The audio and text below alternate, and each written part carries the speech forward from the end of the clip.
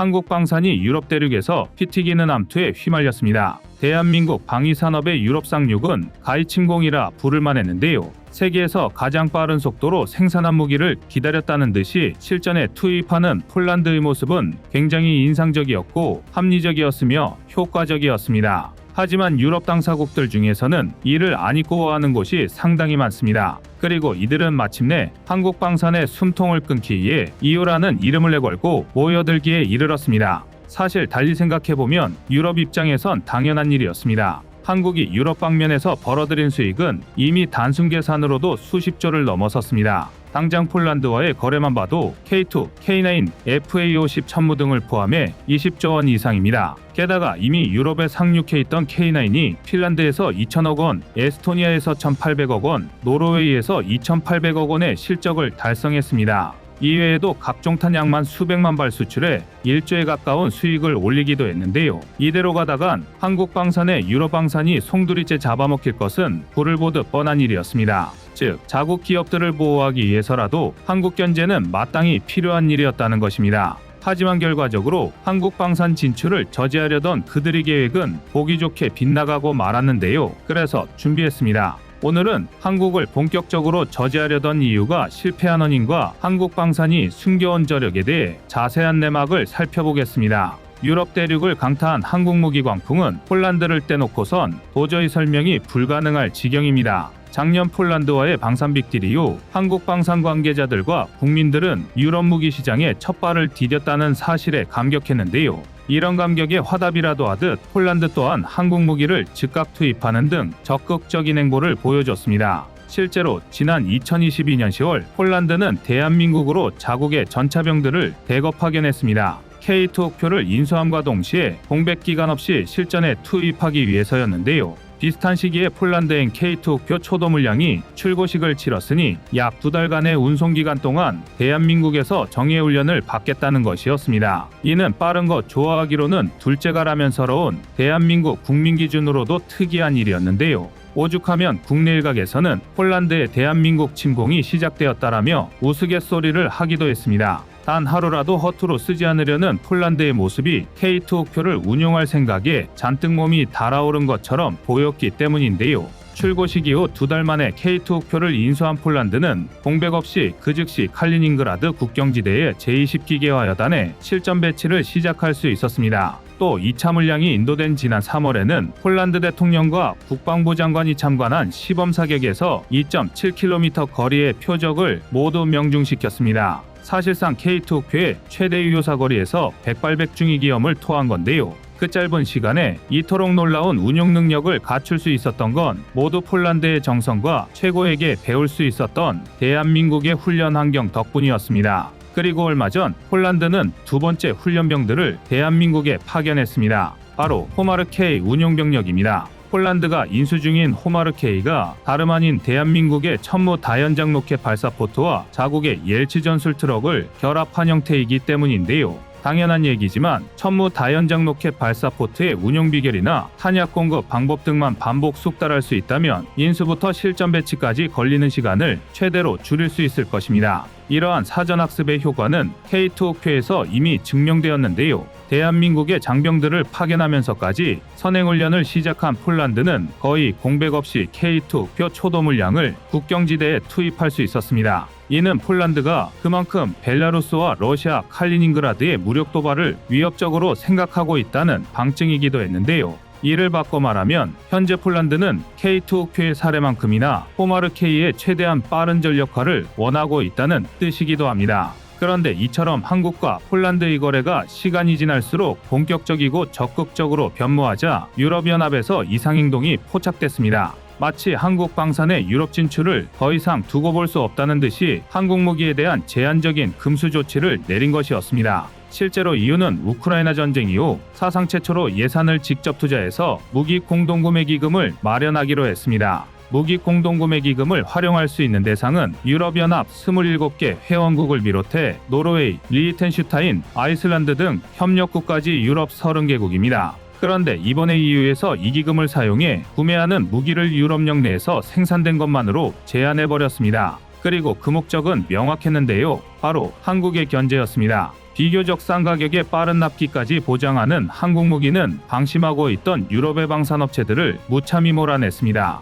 싼 가격에 성능까지 뛰어나니 값싼 무기를 필요로 하는 나라와 성능을 중요시하는 나라 모두를 만족시킬 수 있었기 때문인데요. EU가 무기 공동구매를 계획한 것은 지난 6월이었습니다. 유럽연합 집행위원회는 지난 6월 28일 유럽방위산업 강화 공동조달법 도입을 위한 유럽연합이사회 유럽의회 간 3자 협상이 최종 타결됐다고 밝혔습니다. EU가 총 3억 유로 규모의 기금을 조성해 회원국들의 무기 공동구매 대금 일부를 지원하는 것이 급여대입니다. EU 회원국 및 협력국으로 구성된 무기 공동구매 컨소시엄의 예상 조달 금액의 최대 20%까지를 지원합니다. 러시아의 우크라이나 침공 뒤 EU 회원국들은 우크라이나에 무기 지원을 하고 있지만 자국 무기 재고가 줄어드는 문제도 겪고 있습니다. 이번에 타결된 법안은 우크라이나를 신속하게 지원하고 회원국의 무기 재고 부족 문제도 해결하겠다는 취지를 담고 있습니다. 그리고 약 3개월이 지난 9월 12일 EU는 이 법안을 가결하고 그 세부적인 사항을 확정했습니다.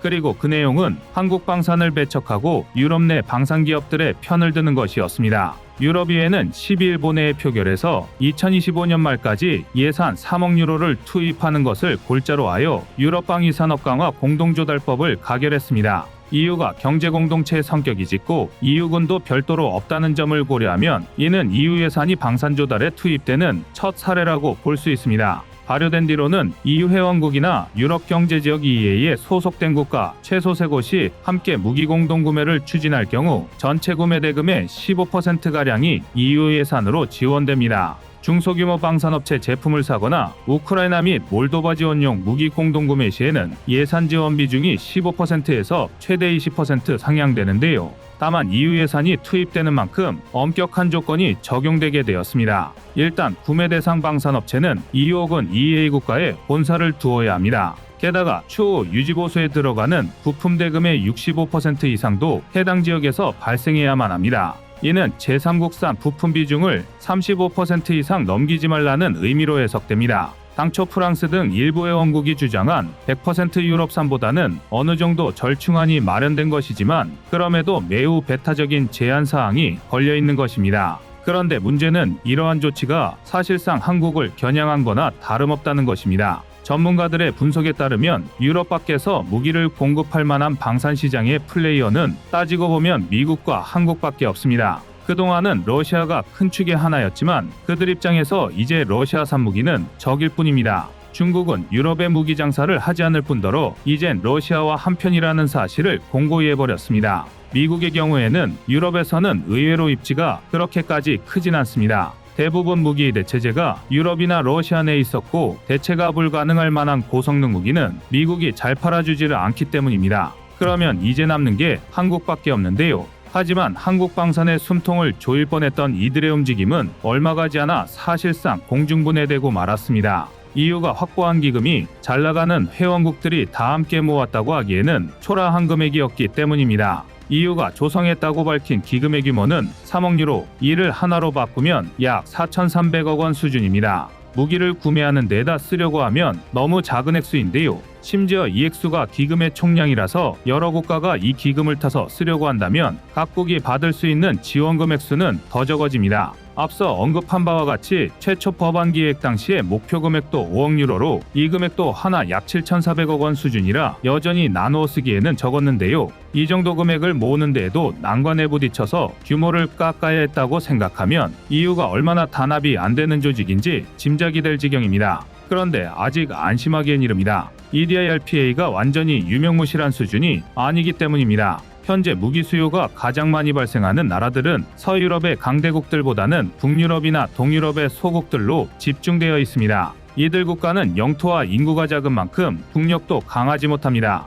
그래서 무기 구매도 원하는 만큼은 하지 못하는 실정인데요. EU의 지원금이 비록 적을지언정 이런 국가에는 상당한 도움이 될 가능성이 큽니다. 하지만 여기에도 돌파구가 있습니다. 사실 EU의 지원금이 있다고 해도 이를 사용할 것을 강제하지는 않는다는 게 EDIRPA의 맹점이라고 할 수 있습니다. 즉, 쉽게 말해 지원금을 받는 상황을 기준으로도 한국 무기가 훨씬 나은 가성비를 보여주면 되는 것인데요. 가격이 비슷한 수준으로 저렴하다든지 성능이 압도적이라든지 혹은 납기가 훨씬 빠르다든지 하는 다양한 요소를 준비해둔다면 걸림돌이 될 문제들을 말끔히 처리할 수 있게 됩니다. 그리고 이 모든 것들은 한국방산의 특장점이자 세일즈 포인트이기도 한데요. 특히 대한민국은 기술 이전을 꺼리지 않으며 현지 생산 설비를 깔아주는 데에도 매우 적극적인 나라입니다. 폴란드로 넘어간 천무 호마르 K만 봐도 확실하게 알 수 있는데요. 당초 우리 군은 1조 5천억 원의 예산을 투입해 2034년까지 KT즘2 개발을 완료할 예정이었습니다. 그러나 호마르 K의 KT즘2 탑재가 결정되면서 사실상 양산이 10여 년이나 앞당겨질 수 있었는데요. 전문가들은 늘어나는 적성국의 위협과 함께 폴란드에서 연구에 필요한 자금이 대거 유입된 덕분으로 보고 있습니다. 필요가 수요를 부르고 수요가 양산을 앞당겼다는 건데요. 이대로 영리하게 전략적 우위를 점해 유럽뿐 아니라 전 세계에 인정받고 방산무기 대기업으로 거듭난 대한민국의 모습을 기대하며 오늘 영상 끝마치겠습니다. 이상 꺼리튜브의 두 번째 미션이었습니다.